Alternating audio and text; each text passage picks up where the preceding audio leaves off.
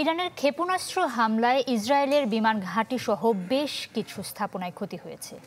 দক্ষিণাঞ্চলীয় শহর বেরশেবাতে বিদ্যুৎ কেন্দ্র ধ্বংস হওয়ায় বিদ্যুৎ বিচ্ছিন্ন হয়ে আছেন বহু বাসিন্দা। তবে বদলা নেওয়ার হুমকি দিয়েছেন ইসরায়েলের প্রধানমন্ত্রী বেনিয়ামিন নেতানিয়াহু, যাতে ঝুঁকিতে রয়েছে ইরানের পারমাণবিক অবকাঠামো।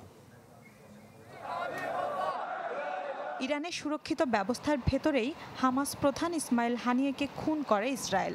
লেবাননে বোমা হামলা চালিয়ে হত্যা করে হেজবুল্লাহ প্রধান হাসান নাসরুল্লাহকে। মধ্যপ্রাচ্যে ইরান সমর্থিত দুই মিলিশিয়া বাহিনীর এমন পরিণতিতে ভাবমূর্তির সংকটে পড়ে তেহরান। ঘরে বাইরে বাড়তে থাকে চাপ, যাতে মঙ্গলবার তেল আবিবে প্রায় 200 ক্ষেপণাস্ত্র ছোড়ে ইরান। এতে নেভাতিম বিমান ঘাঁটি, শিক্ষা প্রতিষ্ঠান সহ বেশ কয়েকটি অবকাঠামো ক্ষতিগ্রস্ত হয়েছে। দক্ষিণাঞ্চলীয় শহর বীরশেবাতে ধ্বংস হয়ে গেছে একটি বিদ্যুৎ কেন্দ্র।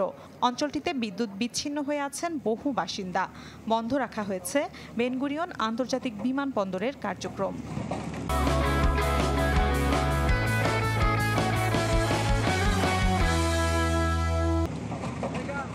যুদ্ধ নিয়ে কাজ করা ব্রাসেলস ভিত্তিক প্রতিষ্ঠান ইন্টারন্যাশনাল ক্রাইসিস গ্রুপ বলছে, ইরানের পারমাণবিক অবকাঠামোগুলো এখন সর্বোচ্চ ঝুঁকিতে রয়েছে। এরই মধ্যে কঠিন পরিণামের হুঁশিয়ারি দিয়েছেন ইসরায়েলের প্রধানমন্ত্রী নেতানিয়াহু। তবে পাল্টা হুমকি দিয়েছে তেহরান। অঞ্চলটিতে অস্থিতিশীলতার জন্য ইরানকে দায়ী করেছেন কমলা হ্যারিস। ইসরায়েল তাদের শয়তানি শক্তিকে এই অঞ্চল থেকে সরিয়ে নেওয়ার সাথে সাথেই সংঘাত মুক্ত হবে মধ্যপ্রাচ্য। যুদ্ধ পুরোপুরি বন্ধ হয়ে যাবে। যুক্তরাষ্ট্র ও ইউরোপীয় দেশগুলোকে তাদের মিত্রকে সামলাতে হবে। মধ্যপ্রাচ্যকে বিপজ্জনক ও অস্থিতিশীল করার মূল খেলোয়াড় ইরান। গোটা অঞ্চল ও ইসরায়েলকে যথাযথ নিরাপত্তা দিতে প্রস্তুত থাকবে ওয়াশিংটন। মধ্যপ্রাচ্যের এই অগ্নিগর্ভ পরিস্থিতির জন্য যুক্তরাষ্ট্রকে দায়ী করছেন বিশ্লেষকরা।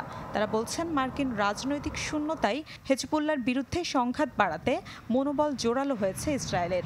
এতে হেজবুল্লাহ প্রধানকে হত্যার মধ্য দিয়ে নিজেদের বিজয়ী ভাবছে তেল আবিব। মিলা খন্দকার, চ্যানেল 24।